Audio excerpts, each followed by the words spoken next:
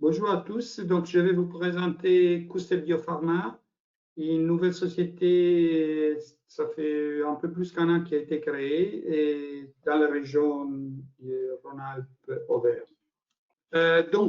Nous sommes effectivement des anciens de l'industrie de l'investissement ou dans la santé et dans les secteurs de développement des produits pharmaceutiques et des managers dans le secteur. Nous avons créé cette société en rachetant un groupe de sociétés suisses en héritant 15 ans de développement à l'origine de l'Université de Lausanne pour des molécules anti-inflammatoires. Et le but de créer Koustet Biopharma, c'était effectivement de répondre aux besoins des maladies inflammatoires qui aujourd'hui n'ont pas de traitement. Nous visons effectivement et nous avons à disposition des anti-inflammatoires qui peuvent être délivrés localement pour justement éviter tous les effets secondaires des corticostéroïdes ou des médicaments non stéroïdes qui sont les plus utilisés aujourd'hui sans avoir des effets conséquents, mais avec des importants effets secondaires, surtout sur des pathologies chroniques. Nous visons d'abord la cystite interstitielle comme première maladie chronique qui est aujourd'hui sans thérapie. Aujourd'hui, il n'y a que, je vais vous expliquer qu'est-ce que c'est la maladie et je vais vous expliquer quelles sont les thérapies aujourd'hui disponibles, mais il n'y a effectivement pas une véritable thérapie et pour laquelle nous avons déjà commencé la phase 2 après un peu plus qu'un an de la création. Et nous avons donc déjà traité notre premier patient. Nous avons d'autres cibles, d'autres indications thérapeutiques pour les médicaments de Koustet Biopharma, y compris la colite ulcéreuse pour laquelle nous avons déjà un développement préclinique.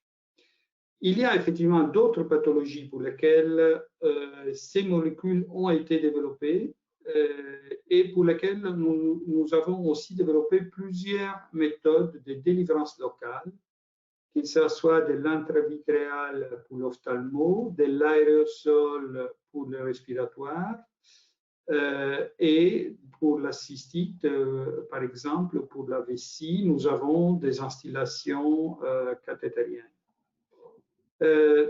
Et sur certains de ces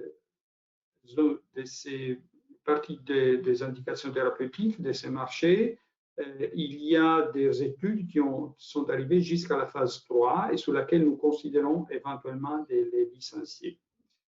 Nous avons un plan sur 5 ans qui est de compléter la phase 2 pour la cystite interstitielle et compléter la phase 1 au moins pour la colite ulcéreuse. Donc, voilà. Alors, je vais essayer de vous expliquer déjà qu'est-ce que c'est la peculiarité de notre principale molécule. Nous avons deux similaires. Je vous parle du brimapitide, qui est un inhibiteur de JNK. Les JNK sont des molécules qui sont à la tête de la cascade inflammatoire. C'est une cible bien connue dans le domaine et on sait qu'ils sont responsables de toute cascade comme les cytokines ou d'autres, les TNF, etc. Donc, inhibir les JNK inhibit effectivement le début de l'inflammation, au début de l'inflammation. Le brimapitide est une molécule donc de synthèse, c'est un peptide qui a été développé avec une petite carrière sur la tête qui nous permet de faire rentrer la molécule à l'intérieur de la cellule. Voilà pourquoi the right cell in the right place. Cure the right cell in the right place, c'est le slogan de Koustet. Et donc, la molécule reste dans la cellule et on a des évidences qui peuvent rester jusqu'à plusieurs jours dans les cellules visées. Tout ça nous permet d'éviter l'utilisation de l'anti-inflammatoire par voie systémique, ce qu'on fait dans la grande partie de l'utilisation des anti-inflammatoires aujourd'hui, avec des petites doses qui permettent de soigner des maladies qui sont chroniques, donc de garder la molécule sur plusieurs jours et avec un effet à long terme. Alors, dans la prochaine, je vais vous expliquer pourquoi on veut utiliser cette peculiarité de la molécule dans cette pathologie que nous appelons cystite interstitielle. La cystite interstitielle n'est pas à confondre avec une cystite plus commune qui est normalement infectieuse, mais c'est une cystite qui s'installe, c'est une inflammation de la vessie qui s'installe. On ne connaît pas les raisons précises, c'est peut-être dû à une réaction auto-immune, c'est peut-être dû à une chronicité des cystites infectieuses non soignées. L'effet est qu'il y a des formes qui sont même très graves pour la cystite, qui concernent des millions de patients dans le monde, des formes même graves qui sont des véritables ulcères dans la paroi de la vessie. Et donc, vous pouvez vous imaginer que non seulement vous avez des implications au niveau de la douleur pour les patients, mais aussi des sentiments d'incontinence et donc de disconfort pour les patients conséquents. Et aujourd'hui, tout ce qu'on fait pour ces formes de cystite, c'est d'injecter, d'instiller avec un cathéter dans la vessie des solutions qui sont soit des solutions de chondroïtine, soit de l'acide hyaluronique, juste pour pallier, pour calmer l'inflammation et la brûlure à l'intérieur de la vessie. Mais ce ne sont pas des véritables thérapies pour l'inflammation.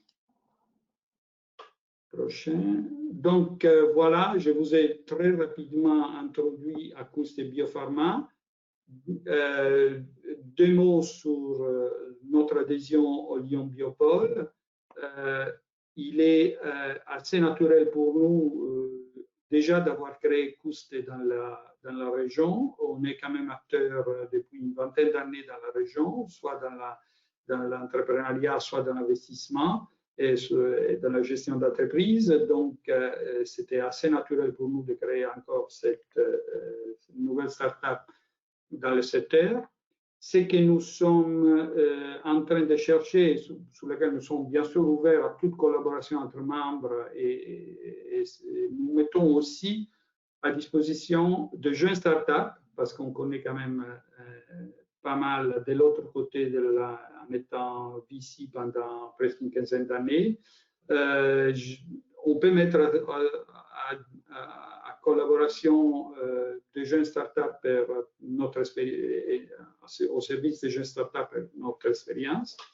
Ce que nous cherchons par contre toujours, même si on connaît bien l'écosystème et si on a une bonne structure de sous-traitance, nous cherchons des collaborations spécifiques techniques, comme par exemple un développement commun sur des méthodes de délivrance, notamment dans l'intestin, sur lesquelles nous sommes en train de faire un développement et nous sommes ouverts à rajouter d'autres partenaires, mais également, s'il y a un intérêt, des possibilités de licencier à un certain niveau nos médicaments qui ont été développés à phase 2, à phase 3, sur lesquels nous n'avons pas prioritisé notre intervention.